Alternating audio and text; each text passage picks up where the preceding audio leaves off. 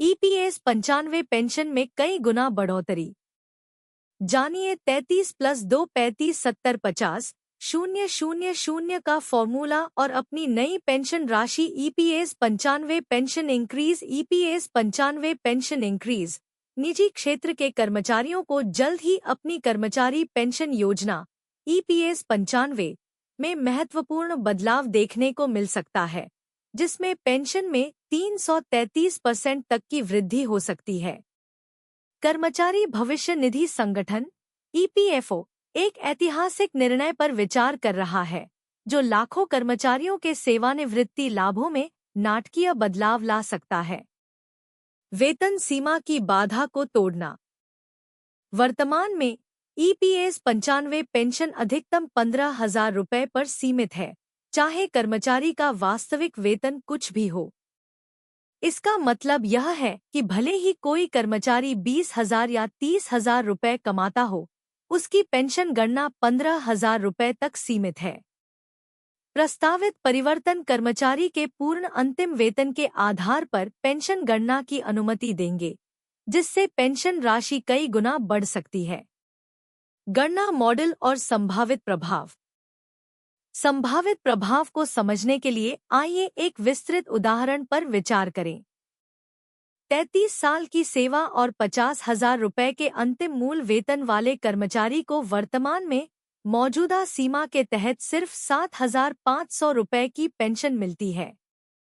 हालांकि अगर वेतन सीमा हटा दी जाती है, तो वही कर्मचारी मासिक पेंशन में 25,000 रुपये तक प्राप्त कर सकता है। गणना इस प्रकार होगी: 33 वर्ष प्लस 2 बोनस वर्ष 35 वर्ष बटा 70 50,000 25,000 रुपये। मुख्य पात्रता मानदंड। इन बढ़ी हुई पेंशन लाभों के लिए अर्हता प्राप्त करने के लिए कर्मचारियों को विशिष्ट शर्तों को पूरा करना होगा। कर्मचारी भविष्य निधि ईपीएफ में न्यूनतम 10 वर्षों तक निरंतर अंशदान। 20 वर्ष की सेवा पूरी करने पर सेवा अवधि में 2 बोनस वर्ष स्वतः जुड़ जाते हैं। निरंतर एवं निर्बाध ईपीएफ अंशदान। संभावित पेंशन गणना। उदाहरण के लिए 20,000 रुपये मासिक वेतन वाले कर्मचारी को वर्तमान में पेंशन के रूप में लगभग 4,000 रुपये मिलेंगे। सूत्र 20,014 बटा 70 4,000 रुपये वर्तमान गणना पद्धति को दर्शाता है। प्रस्तावित परिवर्तन इस राशि को काफी हद तक बढ़ा सकते हैं, संभवतः 300% तक। यह मामला अभी सुप्रीम कोर्ट में लंबित है, जिसमें श्रमिक संघ लगातार पेंशन सीमा हटाने की मांग कर रहे हैं। अगर फैसला कर्मचारियों के पक्ष में आता है, तो यह निजी क्षेत्र के सेवानिवृत्ति लाभों के लिए एक क्रांतिकारी क्षण हो सकता है। भविष्य का दृष्टिकोण। ईपीएफओ बोर्ड द्वारा जल्द ही कोई निर्णय लिए जाने की उम्मीद है, जिससे निजी क्षेत्र के लाखों कर्मचारियों को काफी राहत मिल सकती है। पेंशन राशि में संभावित 333% की वृद्धि भारत में सेवानिवृत्ति योजना के लिए एक परिवर्तनकारी दृष्टिकोण का प्रतिनिधित्व करती है, जो सेवानिवृत्ति के बाद के वर्षों में श्रमिकों के लिए बेहतर वित्तीय सुरक्षा सुनिश्चित करती है। यह प्रस्तावित परिवर्तन सामाजिक सुरक्षा में सुधार और निजी क्षेत्र के कर्मचारियों के दीर्घकालिक योगदान को मान्यता देने की दिशा में एक बड़ा कदम है। ईपीएस 95 पेंशन भोगियों की जंग अब सड़क पर शुरू। संसद में भी गरमाया न्यूनतम हायर पेंशन मुद्दा। ईपीएस 95 पेंशन भोगियों की जंग अब सड़क पर शुरू। संसद में भी गरमाया न्यूनतम हायर पेंशन मुद्दा। कर्मचारी पेंशन योजना 1995 न्यूनतम पेंशन और हायर पेंशन की जंग जारी है। गुरुवार को हल्दिया, पश्चिम बंगाल में एक इतिहास रचा गया, जहां सभी प्रमुख राजनीतिक दलों के ट्रेड यूनियनों ने श्रमिकों के साझा मुद्दों पर प्रदर्शन के लिए एकजुट होकर उन मांगों के शीघ्र समाधान की मांग की है। ईपीएस 95 पेंशन भोगियों की जंग अब सड़क पर शुरू। संसद में भी गरमाया न्यूनतम हायर पेंशन मुद्दा।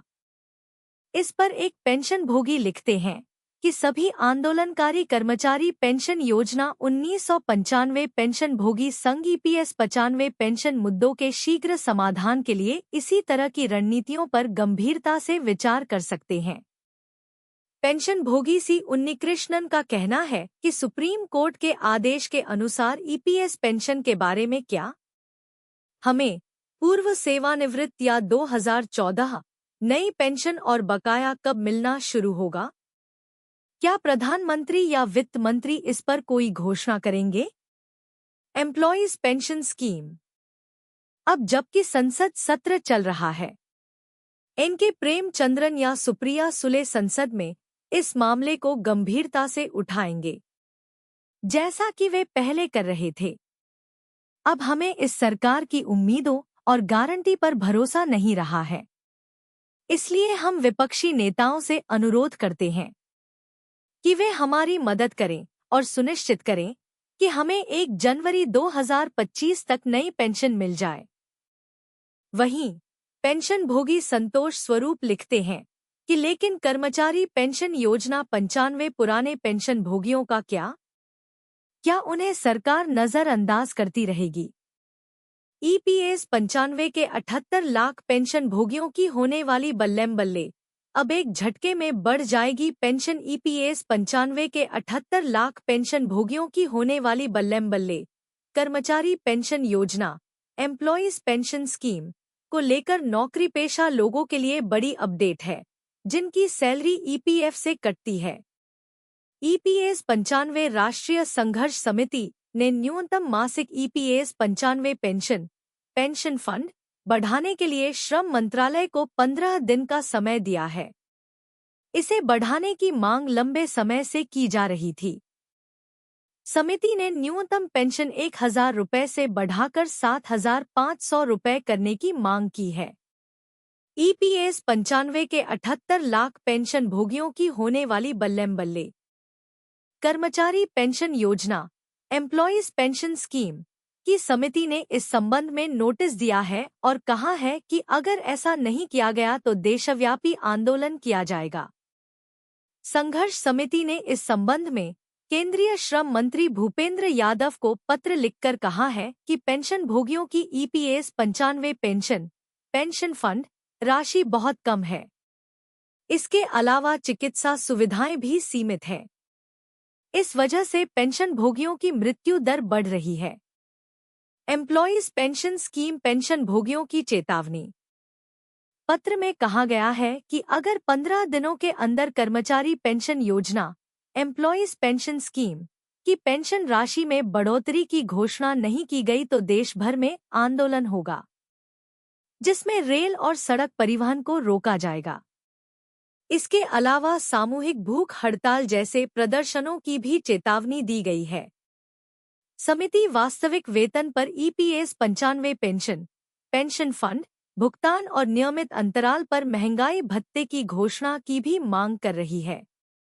इसके लिए समिति ने सुप्रीम कोर्ट के 4 अक्टूबर 2016 और 4 नवंबर 2022 के फैसलों का हवाला दिया है। EPS 95 में 78 लाख पेंशन भोगियों को मिलती है पेंशन। EPS 95 पेंशन फंड की शुरुआत 1995 में हुई थी। इसका संचालन EPFO करता है। इसके तहत 6 करोड़ से ज्यादा अंशधारक और 78 लाख पेंशन भोगी लाभार्थी हैं। इस कर्मचारी पेंशन योजना एम्प्लॉयज पेंशन स्कीम के कई फायदे हैं।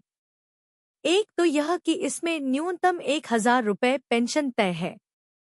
इसके अलावा अगर खाताधारक की काम के दौरान मौत हो जाती है तो उसके जीवन साथी को यह पेंशन मिलेगी।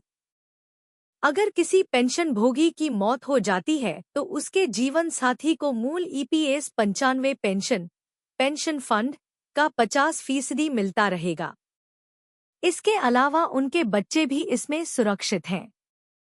खाताधारक की मौत के बाद उसके जीवन साथी को मिल रही पेंशन का 25% बच्चों को मिलेगा। यह सिर्फ 2 बच्चों तक सीमित है। हालांकि इस कर्मचारी पेंशन योजना एम्प्लॉयज पेंशन स्कीम में बच्चों को 25 वर्ष की आयु तक पेंशन मिलती है। एम्प्लॉयज पेंशन स्कीम में ऐसे जमा होता फंड। ईपीएस 95 पेंशन फंड के अंतर्गत आने वाले कर्मचारियों के मूल वेतन का 12% हिस्सा भविष्य निधि में जाता है, जबकि नियोक्ता के 12% हिस्से में से 8.33% हिस्सा कर्मचारी पेंशन योजना एम्प्लॉयज पेंशन स्कीम में जमा होता है।